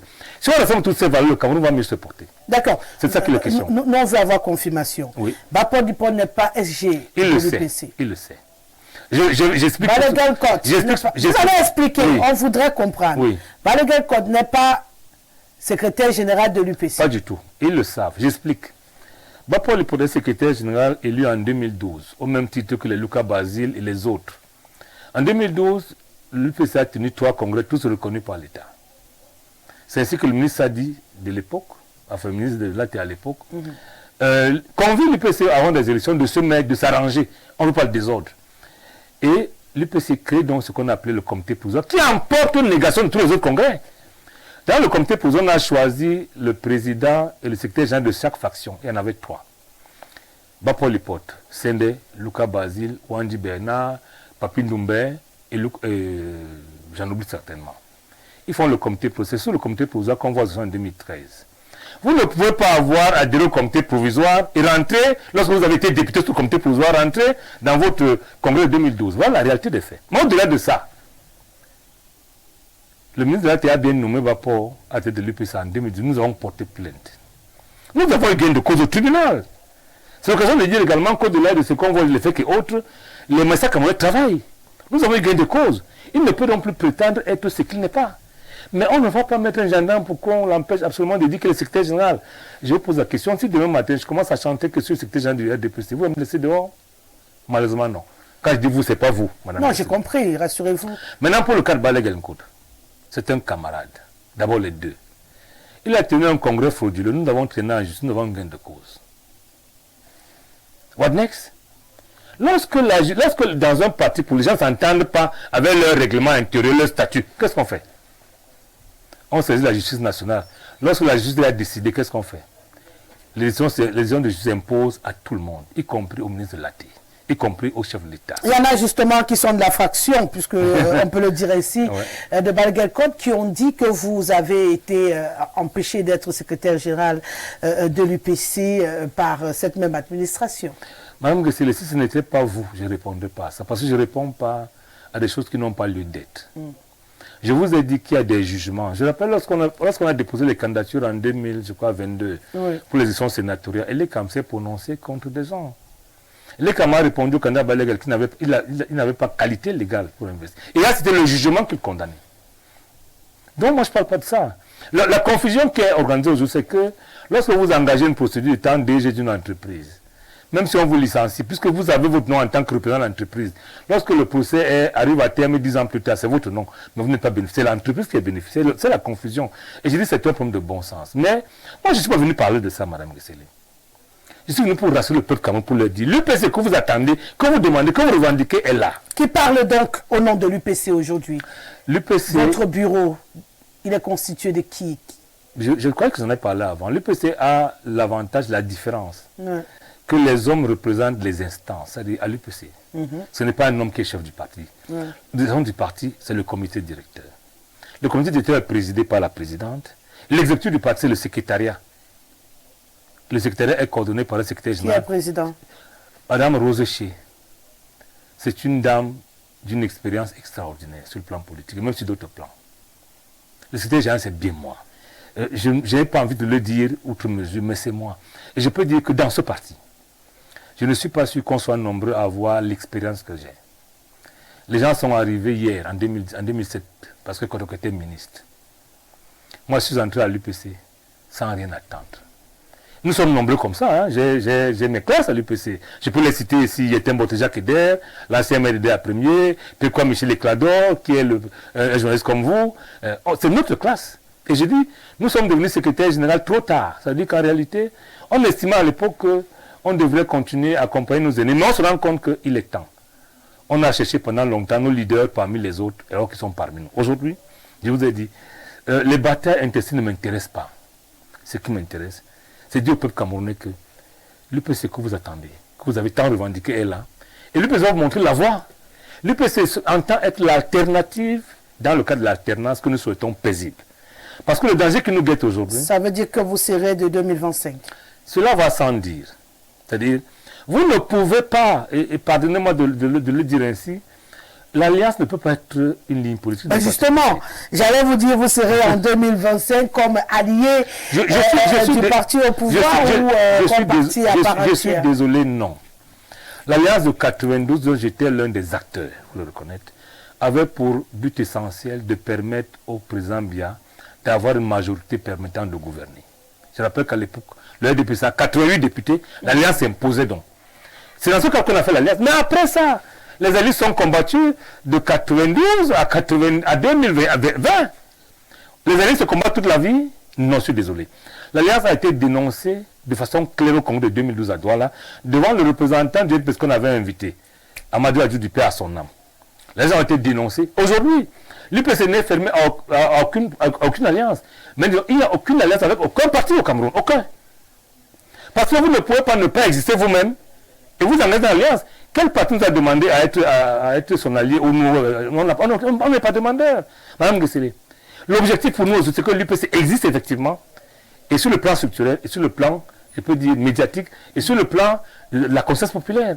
Tant que vous n'existez pas, vous ne pouvez pas tout le temps parler d'alliance. Non, je suis désolé. Ça ne sert à rien. Le RDPC n'a pas demandé à l'UPC de faire là. On demandait pourquoi. Pour être maire en 2013, je me suis opposé au candidat du RDPC que j'ai battu. C'est quand je vous vois que je deviens votre allié? Non. L'alliance est circonstancielle. Je prends un autre cas. Nous sommes en 2025, on prépare l'élection présidentielle, non? Ouais. L'UPC entend être de la partie. Absolument. Elle sera là. Tous ceux qui seront en face de l'UPC. Mais d'une manière opérationnelle et stratégique, s'il arrive que dans le cadre des intérêts du peuple camerounais, ça veut dire les intérêts du peuple pour nous, c'est quoi? C'est trois priorités aujourd'hui. C'est la résolution du problème anglophone. C'est la mise en place de la décentralisation. Et c'est la gouvernance, notamment avec la lutte contre la corruption, les documents autres. Dans ce cadre de priorité de la gouvernance publique, si on se rend compte qu'il y a un parti avec lequel nous avons le même programme, parce que je confonds le programme au projet politique. Ouais. Le programme est, c'est un plan opérationnel dans la durée. Ouais. Si pendant le mandat de 7 ans, on se rend compte qu'on se batte entre nous alors qu'on a le même programme politique, on peut s'entendre. Mais tel n'est pas encore le cas. Vous êtes ouvert aux alliances, mais pas nous avec sommes le ouverts parti à... au pouvoir. Non, si je ne l'ai pas dit. Ouais. Nous sommes ouverts à toutes les alliances possibles, y compris avec le parti au pouvoir. Ça veut dire quoi? Mais personne n'a demandé à discuter avec l'UPC. Je rappelle que les autres partis qui sont nés après 90 pensent qu'ils doivent leur vie à la mort de l'UPC. Aujourd'hui, ils se rendent compte que ce n'est pas possible. Donc aujourd'hui, le principe aurait voulu que tout le monde se mette contre le régime en place.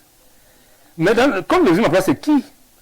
On va se mettre avec des gens qui ne sont que les designers du système, parce qu'en réalité, nous ne confondons pas les opposants au système à ceux qui veulent être comme Biya en le remplaçant juste. On ne confond pas. Et c'est pour ça que l'UPC est lucide. Nous disons, nous allons identifier les problèmes du peuple camerounais. Ouais. Les gens avec qui on peut régler ces problèmes doivent apprendre à venir avec l'UPC. C'est le principe. C'est-à-dire que nous sommes le parti mère. Normalement, les gens devraient venir s'allier à nous. S'ils veulent combattre le système, Madame Gessele, comment pouvez vous expliquer qu'un parti qui combat le système depuis 48, depuis 60, lorsque vous voulez combattre le système, vous créez un nouveau parti pour lui adhérer à ce parti. Lorsque vous créez un parti, c'est contre tout ce qui existe. C'est ça dans la difficulté du peuple camerounais. Donc je vous ai dit, l'UPC est ouverte à des discussions avec tous les partis du Cameroun, à la seule condition que ce ne soit pas une histoire de poste, que ce ne soit pas une histoire de manger, de se partager le gâteau national, que ce soit effectivement pour régler les problèmes du peuple camerounais. Je vous ai dit les trois principaux problèmes du peuple camerounais qui nous bloquent aujourd'hui, qui sont le problème anglophone, dont nous sommes en réalité les mieux capés pour régler. Deuxième problème, c'est la décentralisation, qu'on a décrite en 1957. Ouais. Le troisième problème, c'est la gouvernance. Dans ces conditions-là, nous sommes disposés à discuter avec tout le monde. Mais le principe est que les gens s'allient à nous pour qu'on avance ensemble. Maintenant, s'il est prouvé que de façon structurelle, de façon opérationnelle, ce n'est pas nous, Oumniobé l'a dit. Oumniobé a dit que l'UPC est disposé à faire des alliances, même si on n'est pas au gouvernement. Si notre programme politique qui coïncide avec les règlements des problèmes du peuple camerounais est mis en œuvre, nous n'avons pas de problème. Aucun problème. On n'a pas dit que c'est lorsqu'on sera absolument là qu'on va faire quelque chose. Non, mais nous disons, dès maintenant, l'UPC est là. Comme des anglophones, UPC is back. Bon retour à l'UPC. J'espère que nous l'UPC est de retour, mais l'UPC nouvelle. Justement. L'UPC nouvelle qui n'est pas prétentieuse, qui ne pense pas que ceux qui ne sont pas d'accord avec elle sont des vendus. Nous estimons que 75 ans, 60 ans et plus après l'indépendance, les Camerounais doivent comprendre qu'ils vont faire le Cameroun ensemble ou ne le feront pas. Et qu'est-ce que vous dites à ceux qui ont encore envie de batailler pour garder le contrôle de l'UPC qui apparemment serait un projet juteux au Cameroun? L'UPC est une sinecure. C'est un parti qui à un moment donné intéresse tout le monde, mais dont tout le monde se détourne. C'est parce que vous comprenez la contradiction. Bien sûr. Tout le monde est intéressé par l'UPC, mais quand on regarde, on dit, ah, mais attendez, tant qu'à fait, ils sont trop divisés. Je disais à un ami ce matin qui me disait qu'il veut servir à l'unité. Je lui ai dit, tu peux pas servir étant à l'extérieur, il faut venir à l'intérieur. Parce que s'il est prouvé, moi je vous dis pour mon cas, je suis un homme du rassemblement. S'il est prouvé à terme que pour que l'UPC soit rassemblé, pour que le Cameroun se rassemble autour de l'UPC, il faut quitter la tête de l'UPC, je la quitterai. Parce que mon problème, ce n'est pas ma petite personne. Mon problème, c'est que l'UPC soit debout et que le Cameroun soit fier d'une UPC conquérante, qui peut lui montrer la voie, qui est la référence, qui est le référentiel. C'est ça qui est important. Et qui peut rendre les pères fondateurs fiers. Les pères fondateurs sont déjà, je peux dire qu'ils ne nous regardent même plus. Qui peut d'abord faire que les pères fondateurs recommencent à nous regarder en se disant, ah. Ils essayent quand même. Ils ont de nouveau la volonté. Et je pense qu'aujourd'hui, pour le faire, il faut commencer par changer de vocabulaire. Vous savez, je vous dis, pour les UP6, nous sommes à la défense. Lorsqu'un orphelin a souffert toute sa vie, il ne comprend même pas que les gens qui ont tué son père sont tous morts également. Il confond tout ce qu'il voit au tueur de son père. Le président doit changer de paradigme de fonctionnement, il doit changer de vocabulaire. Je vous ai dit que, au cours de nos réunions, on a eu ce problème. Ou lorsque je prends un exemple, vous allez à l'école avec quelqu'un qui devient commissaire spécial, avec commissaire de police, on l'a fait au renseignement généraux. C'est votre camarade de classe. Si vous lui parlez, vous avez trahi. Nous l'avons fait pendant longtemps, on a compris que ça ne marche pas. Même si vous prenez la tête du Cameroun demain, vous n'allez pas changer l'administration camerounaise entièrement. Vous allez donner des méthodes de travail nouvelles. Vous n'allez pas changer les hommes. Vous n'allez pas importer les hommes. Donc, nous, l'UPC nouvelle. Vous êtes conscients? Absolument, nous sommes conscients que les erreurs du passé, qui nous ont amené à tenir un langage, je peux dire, rugueux, envers les autres Camerounais, qu'on appelait régulièrement ojulatiste, ce n'est pas bon. Parce qu'à la réalité, chaque jour qui passe, on se rend compte qu'il y a plus d'UPCistes non encartés que d'UPCistes que nous sommes. Et c'est pour ça que mon rôle, le mien, et le bureau qui m'accompagne, ou qui nous accompagne, c'est d'aider au peuple camerounais que l'UPC que vous avez revendiqué, l'UPC est là. Elle entend vous montrer la voie, et évidemment avec la bénédiction des pères fondateurs sur lesquels tout le monde jure aujourd'hui. Madame Guessé, vous imaginez, il y a 60 ans, porter le nom Oumyobé était une malédiction. Les gens sont appelés Voum pour esquiver Voum, pour esquiver Oum. Aujourd'hui, on dit que c'est les héros nationaux. Mais quel bonheur. Maintenant, n'attendez pas que c'est ceux qui ont été le problème qui donnent la valeur.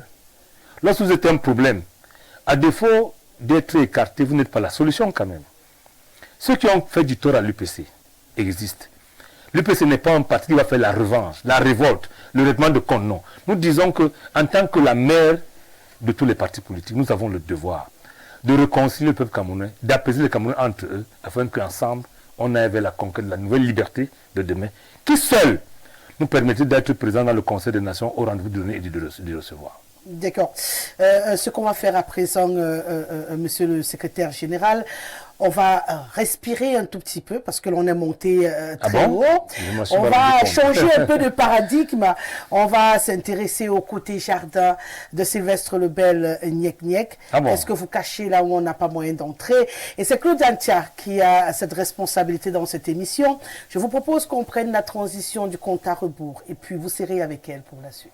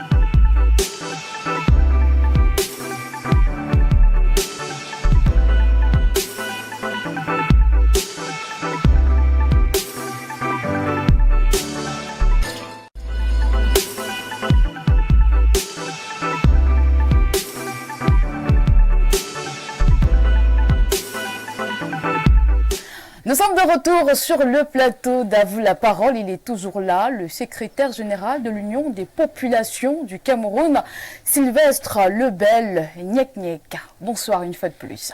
Madame, bonsoir. Alors, j'espère que vous allez bien. Je vais bien. Alors, c'est tranquille parce que dès à présent, comme vous l'avez dit, on va entrer dans votre petit jardin secret. Si vous pouvez. Alors, si le monde entier découvre quelques petits péchés mignons, ça ne vous dérange pas? Pourquoi pas? Si les péchés, c'est seule l'occasion de les transformer en qualité. D'accord, évidemment, monsieur Sylvestre, on va bien évidemment entrer dans votre petit jardin secret. Le principe, il est simple, vous allez devoir répondre à une série de quelques petites questions.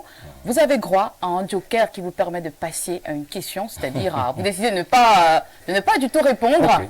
Alors, si vous êtes peur, on va lancer le compte à rebours. Allons-y. Il y a de 5 minutes. Allons-y. Première question, quel était votre tout premier emploi? Bolloré Investment. Préfériez-vous travailler à distance ou au bureau? Les deux. Les deux, vraiment? Parce que dans tous les cas, vous ne pouvez pas seulement travailler au bureau. Lorsqu'on a été formé à l'école de commerce, on sait qu'on a la clientèle qui endosse votre bureau, mais également les stratégies qu'on définit à la fois dans le bureau et au cours des séances de travail. Très bien. Aujourd'hui, vous êtes secrétaire général de l'UPC. Quels sont vos objectifs de carrière à long terme? Rapidement. Je n'ai pas un objectif de carrière politique absolument. J'aime me battre pour que mon parti soit visible, du moment que hier, et que mon parti arrive à engranger des pans de pouvoir qui l'amènent au pouvoir. Qu'est-ce qui vous plaît le plus dans votre poste actuellement? Ce qui me plaît le plus, c'est la contradiction dont je suis l'objet au sein du parti. Quelle est votre couleur préférée? Le vert. Pourquoi? Ça ressemble à la nature. J'aime la nature. Au lit, qui ronfle le plus, vous ou madame? Personne. Que feriez-vous avec une somme de 1 million de dollars en ce moment même? Je n'en ai pas besoin. Vous avez le choix entre embrasser votre ex ou passer 10 jours sans eau potable. C'est compliqué. Je ne peux pas passer 10 jours sans eau potable. Vous grillez votre joker alors? Je n'ai pas absolument envie d'embrasser mon ex, parce que mon ex est mon ex. Vous avez grillé votre joker, monsieur Lebel. Alors, que pensez-vous? Je peux amuser après. Non. Que pensez-vous de l'égalité homme-femme? Je pense que c'est un leurre. Si vous pouviez être une femme le temps d'une minute, que feriez-vous? Je ne serai jamais une femme.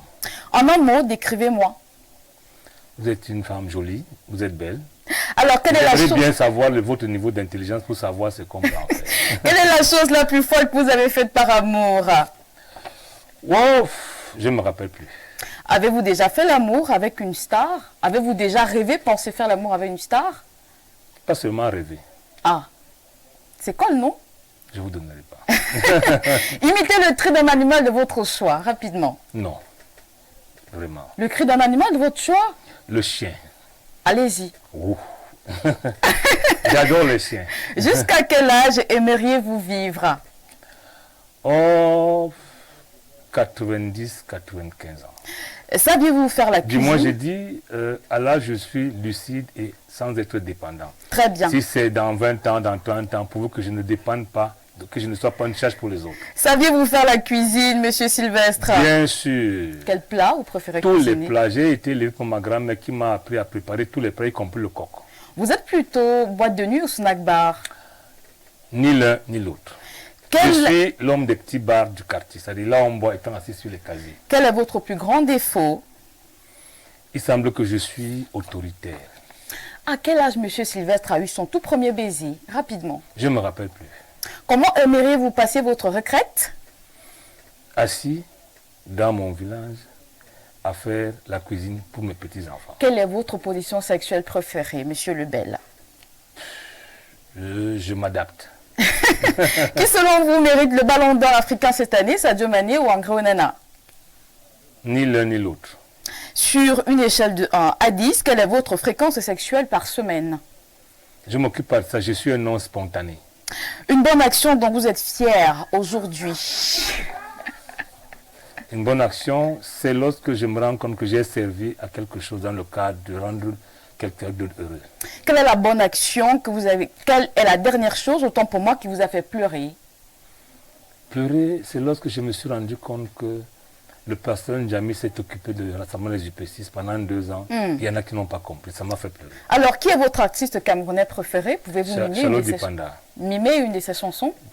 Je ne vais pas le faire. Rapidement. Non, je ne ferai pas. D'accord. C'est Charlotte Dipanda quand même. Échangeriez... Si vous demandez le deuxième, je dirais Petit Pays, parce que c'est ma génération, c'est même un ami. D'accord. Alors, échangeriez-vous votre poste actuel de secrétaire à l'UPC contre un voyage romantique aux îles Caraïbes? Non, malheureusement. J'échangerai par contre le rassemblement des UPC. Timing. S'il est prouvé que c'est ça qu'il faut faire pour que l'UPC soit rassemblé, je le change. Monsieur Sylvestre est l'homme d'une femme ou de plusieurs femmes? Une seule. Alors, quel est l'endroit le plus insolite où vous avez fait l'amour? Non, vraiment, je suis quelqu'un de rangé. Alors, votre plat préféré, bien sûr? Le maquereau frit, avec le plantain non mûr, avec un bon verre de vin rouge. À l'école, vous étiez plutôt assidu ou un élève turbulent? Ça dépend. Turbulent à un moment donné et assidu à un autre. C'est terminé, c'est bon. Le compte à rebours, vous avez tenu, ça a été très sympa. Je vous en prie. Alors, quelle est la question qui vous a le plus fait hic, mais comment elle peut me poser ce genre de questions? Aucune. Alors, vous étiez à l'aise? Je respecte le travail des autres. Vous, les journalistes, posez les questions qui viennent comme vous voulez. Et moi également, je réponds et j'ai la chance d'avoir le joker pour ne pas répondre.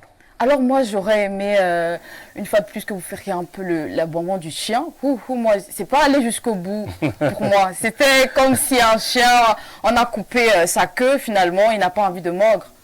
On y va pour faire plaisir. Merci à vous, Sylvestre, ça a été un plaisir d'échanger avec vous. Ça a permis de sourire. Tout à fait. Parce que je dois reconnaître que Madame Gessele est le genre un peu... Non, c'est pas ce que je veux dire. C'est-à-dire qu'elle va au fond des choses, alors qu'ici on est dans la superficie. Tout à fait, des choses qui plaisent, qui font sourire. Tout à fait. Ça m'a fait transpirer un peu. Je dis elle. Maintenant, je retrouve un peu... le sourire. Tout à fait. D'accord. Alors, chers téléspectateurs, votre émission, À vous la parole, se poursuit avec Rosalie, qu'on va retrouver tout de suite après cette transition. Nous sommes toujours en compagnie de Sylvestre Lebel Nyek, le secrétaire général de l'Union des populations du Cameroun, qui vient de passer un moment fort agréable avec Claudia Ntia. Mais j'ai quand même noté que tu as utilisé au moins 10 jokers en secret. Hein. Tu es très tactique sur le coup. Tu as réussi à créer des jokers là où il n'y avait pas de raison. Je ne me suis pas rendu compte que j'en usais. Je répondais comme je pouvais. Elle va te piéger la prochaine fois. C'est tant mieux. Alors, on va prendre la ligne droite pour sortir de ce programme, monsieur le secrétaire général. On a quelques noms, quelques visages. On aimerait avoir votre regard sur ces personnalités. Et si vous voulez bien, on va commencer avec la première figure que nous avons retenue pour ce soir. C'est le président du Cameroun, le président Paul Biya. C'est un homme qui est arrivé au pouvoir dans le contexte que tout le monde connaît. C'est un homme qui n'a fait que la politique de toute sa vie. C'est un homme qui vit la politique, qui est la politique, et qui a, pour moi, une valeur symbolique. Il est comme la feuille du taro. La feuille du taro, elle est comment? Arrose toutes les tiges sauf la sienne. Ça veut dire que si vous regardez son parcours, on peut lui reprocher beaucoup de choses, mais sauf de s'être accaparé la richesse nationale. Il a peut-être, sans doute d'ailleurs, laissé que les gens s'en accaparent, mais lui-même, je sais que si depuis 1992, on n'a pas pu lui trouver un scandale particulier en termes de détournement de fonds publics, en termes de biens à l'étranger, c'est bien parce qu'il est comme une feuille de tarot qui arrose les autres et presque jamais la sienne. La deuxième personnalité est décédée récemment. Il a été longtemps leader d'un parti dit de l'opposition, Nidjon Frundi. Frundi, c'est un homme que j'ai admiré par son charisme en 90. C'est vrai qu'il a eu le temps, il a été éprouvé par le temps. Mais je pense que si on avait écouté le républicain Frundi, le problème anglophone ne serait pas ce qu'il est aujourd'hui. Parce que les gens ont cru à un moment donné qu'en laissant pourrir, on tuait politiquement Frundi, on a tué le Cameroun. C'est un homme pour qui j'ai beaucoup de respect. Évidemment, c'est un ancien fumeur, c'est-à-dire c'est un dissident du régime, mais il n'y a pas de crime à avoir, à partout, même bâtir un régime, de se rendre compte qu'on peut faire mieux et de faire marche arrière. C'était respect et paix à son âme. Boris Kamto. Maurice Kamto, c'est Le un... leader du mouvement pour la renaissance du Cameroun, qui tient d'ailleurs sa session demain. Maurice Kamto, c'est un brillant intellectuel, il faut le reconnaître. Il est entré en politique assez tard, Ouais. il faut le reconnaître. Mais je n'ai pas l'impression qu'il soit ce qu'on aurait pu attendre d'un intellectuel de son niveau. C'est-à-dire faire la politique pour tout le monde. J'en veux pour preuve l'histoire de 18 non, Donc, 2020, ouais. où il n'a pas accepté d'aller aux élections, municipales, locales et législatives. Ouais. Ça m'a choqué parce que je pense que si Maurice Kamto et son parti étaient allés aux élections, le Cameroun aurait quand même pu changer un peu. Malheureusement, il s'est contenté de décréter sa victoire de 2018 qu'il continue à gérer et ça ne sert pas le Cameroun. Mais je pense que lui aussi a servi le système. Il a même construit à un moment donné, il est l'un des rédacteurs du nouveau code de procédure pénale, du code pénal. Il est également l'un des rédacteurs, l'un des concepteurs de la Constitution de 2008, la révision. Mais il n'y a pas de crime à avoir servi ou bâti un système et de se rendre compte que ce n'est pas le bon et de se mettre de côté pour le combattre.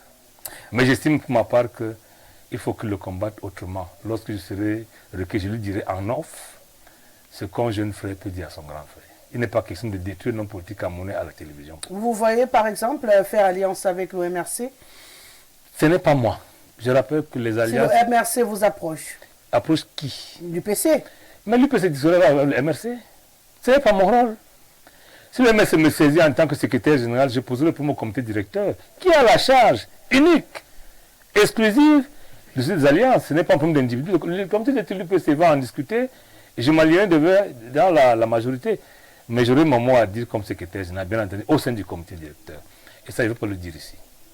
Augustin Frédéric Kodok. Bon, il n'est pas très différent de Paul Biya. C'est-à-dire, c'est des gens pour qui l'État dépasse ou dépassait leur parti. Kodok est également un homme, beaucoup plus un homme d'État qu'un homme politique au service de son parti. Mais c'est des gens qui, à un moment donné, ont servi le Cameroun. Peut-être ils n'ont pas été compris. Mais pour ma part, c'est quelqu'un avec qui j'ai travaillé. Je lui dois beaucoup de respect. J'ai appris beaucoup à côté de cet homme. On ne s'est pas entendu à un moment donné. Mais je pense que malgré ça, c'est des gens qui ont marqué l'histoire du Cameroun. Beaucoup ont pensé que vous étiez son secrétaire général ou bien Non. son bras droit? Non, oui c'est vrai. Je ne sais pas si j'ai le mérite de son bras droit. Moi j'ai connu Kodok ailleurs qu'à l'UPC.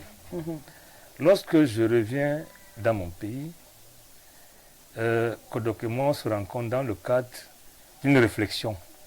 On fait le point sur le système bancaire camerounais, on se rend compte que le système bancaire est assez, je veux dire, il est ostracisant. C'est-à-dire, la majorité du Cameroun ne peut pas avoir accès au système bancaire classique. Nous travaillons donc pour la mise en place des premières coopératives d'épargne et de crédit, ce que vous appelez microfinance aujourd'hui. Ouais. Et c'est à l'intérieur qu'on se retrouve, qu'on est des UP6, nous deux. Et j'ai eu le privilège d'écrire ces discours pendant 2 ans.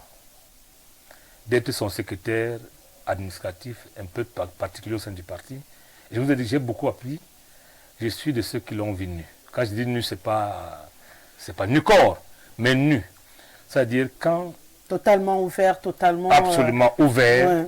Et quelqu'un à qui je pouvais dire ce que je pensais, même s'il grondait, savait que je lui donnais mon avis. Et il était tellement intelligent qu'il supportait très peu la contradiction, malheureusement. Mais lui aussi, comme Paul Biya, est comme une feuille de tarot qui arrose les autres tiges, sauf lui-même.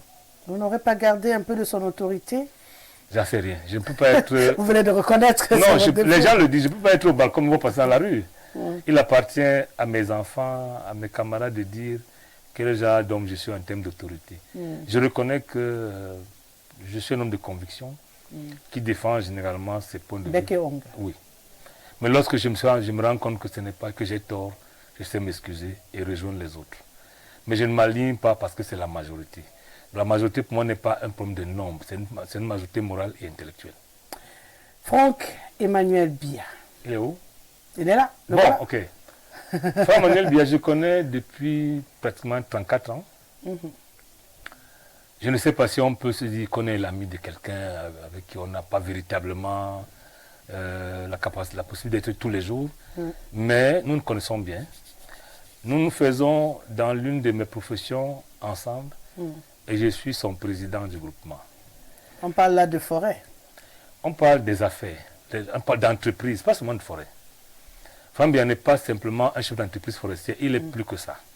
Et c'est dans ce cadre que je parle de lui. Mais moi, je ne l'ai pas connu comme chef, je l'ai connu comme un Camerounais avec qui on a passé du bon temps à un moment donné.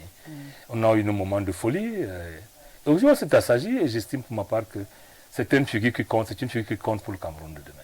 Vous le voyez en président de la République du Cameroun? Je suis généralement pas gêné, mais embêté, parce que moi, je vous ai dit que je suis candidat à la présidence de la République. Vous n'en parlez pas assez. Non, j'en parle. L'homme qui ne le dit pas. Oui. Parce que je ne sais pas quel est le problème. Hein. Mais moi, je dis, je vois tous les Camerounais qui sont dotés de leur intelligence, de leurs droits civiques, comme président de la République. Mais depuis un certain temps, je le vois beaucoup plus comme candidat. Parce que je ne suis pas le candidat pour gagner. Frambia, contrairement à ce que les gens pensent, me semble être beaucoup plus engagé dans la carrière politique. Il ne l'était pas avant. Aujourd'hui, il est plus engagé. J'ai suivi les gens dire que comme il a dit que le machin et tout, il n'est pas candidat, sa candidature me semble beaucoup plus probable. Je dirais qu'il est engagé dans un parti politique. Parce qu'avant, il était peut-être pas militant, même du RDPC. Et aujourd'hui, il a déclaré son militantisme. Vous ne pouvez pas représenter un parti sans en être militant. Donc, pour moi, c'est un candidat potentiel comme les autres militants du RDPC, qui naturellement vont affronter le candidat que je suis lorsque ils vont se présenter en 2025 ou avant, ou même après. Et le franquisme? Le franquisme devrait... Tous les termes anisme sont une idéologie. Demandez-moi le niekisme. Je sais là où vous l'avez. Pour l'instant, j'en suis au franquisme. Le franquisme, pour moi, ne me semble pas avoir été adressé comme idéologie.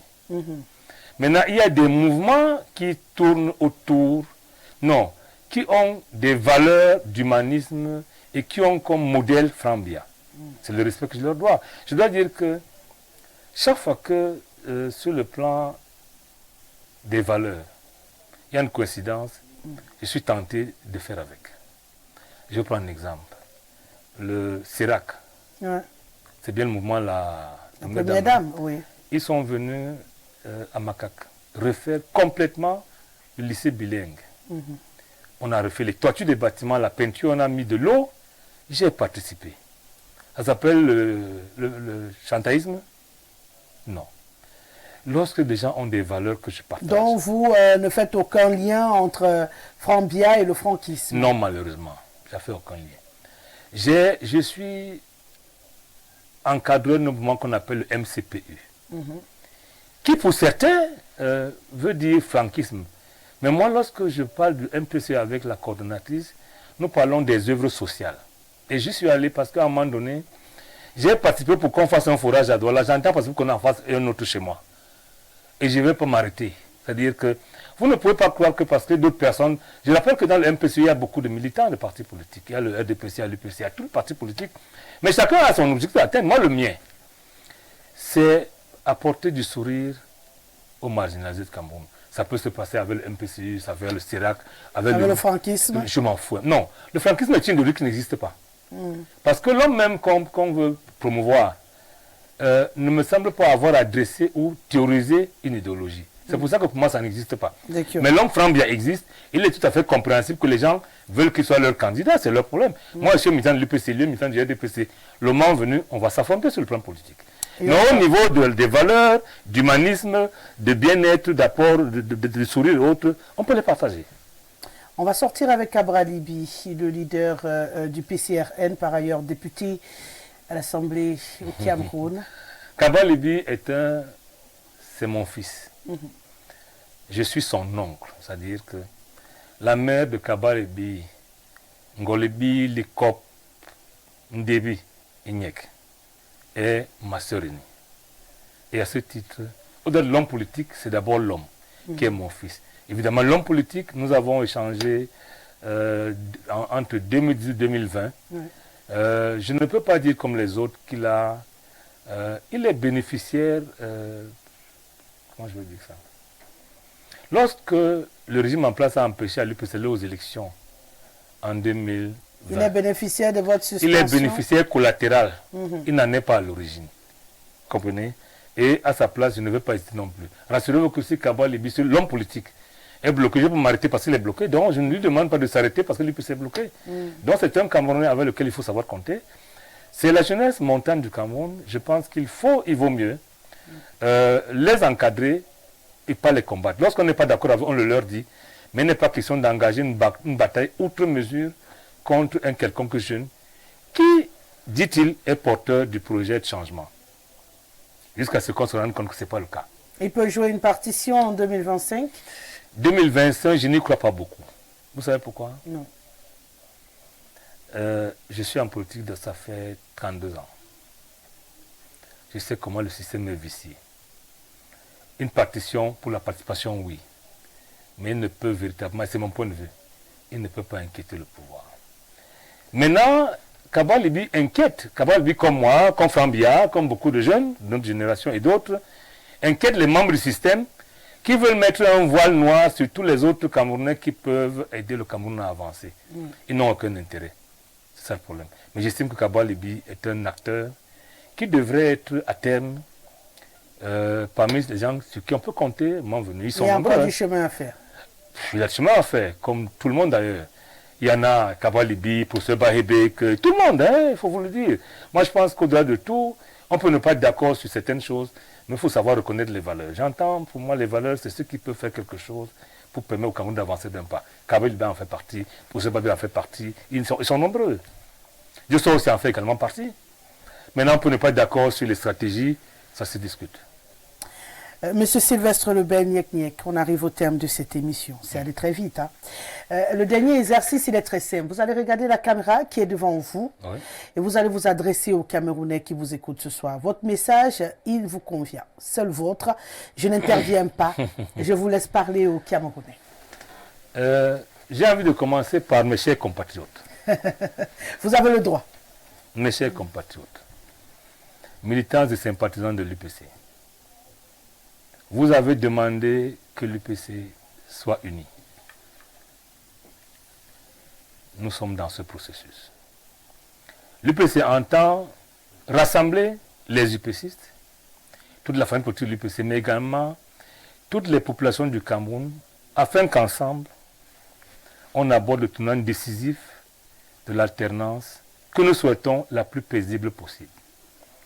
Que nous souhaitons ne pas faire l'objet de rancune, de règlement de compte et de chasse aux sorcières. Je voudrais en appeler aux uns aux autres. Afin qu'ensemble, on mette loin de nous tout ce qui nous divise. Parce que les facteurs de convergence sont plus nombreux que les facteurs de divergence. Des phénomènes tels que le tribalisme, le népotisme, les détournements de fonds publics, la gouvernance par embuscade doivent être bannis de notre comportement. Je voudrais donc vous dire désormais. L'UPC est de retour, l'UPC est là, et elle entend vous montrer la voie. Vous vous rassemblez autour des valeurs de patriotisme, de progressisme, mais également de nationalisme. Parce que l'UPC entend rester. Ce n'est pas au sens que les gens voient le national en rouge. Nous sommes un parti qui entend défendre le patrimoine national, le promouvoir. La deuxième, c'est sur le plan économique. Nous devons reconnaître que sur le plan économique, ces derniers temps, les Camerounais souffrent énormément d'ailleurs. L'UPC entend vous proposer à terme un programme politique, économique et social qui permette aux autres de vivre décemment du fruit de leur labeur, parce qu'il n'y a pas de fruit sans travail. Sur ce, je vous remercie. Merci également à vous d'avoir été là ce soir et on vous souhaite bon vent en tant que secrétaire général de l'Union des populations du Cameroun. C'est moi qui vous remercie. Bon vent à l'UPC et on espère sincèrement vous revoir plus unis que jamais. Oh, Madame Guissele, nous sommes déjà dans un processus, on va le continuer, rassurez-vous. Je rappelle que nous sommes le bureau qui a été sanctionné par le Congrès. On nous a imposé de parachever le processus de rassemblement, c'est-à-dire aller au-delà de ce que nous pensons, de ce que nous aimons au nom de l'UPC et du Cameroun. Vous le ferez. On entend le faire avec toute l'énergie que Dieu nous donne. Merci. Et nous sommes arrivés donc au terme de cette émission. Merci à toute l'équipe technique mobilisée pour cette autre livraison. On va citer entre autres Ismaël, Jean-Martin, Kenfak, Ben Valls, Janvier, Kingi, Amara, bien sûr Claudia Ntia, Eric Kwo. Ils sont très nombreux à participer à la réussite de cette émission. On s'incline également devant le PDG du groupe La Météo, Dieudonné Vin, le métronome de toute cette organisation. On se donne rendez-vous 9, vendredi prochain, même plateau, même chaîne de télévision, un autre invité, un autre leader d'opinion au Cameroun. Restez sur Info Télévision, c'est ici que ça se passe.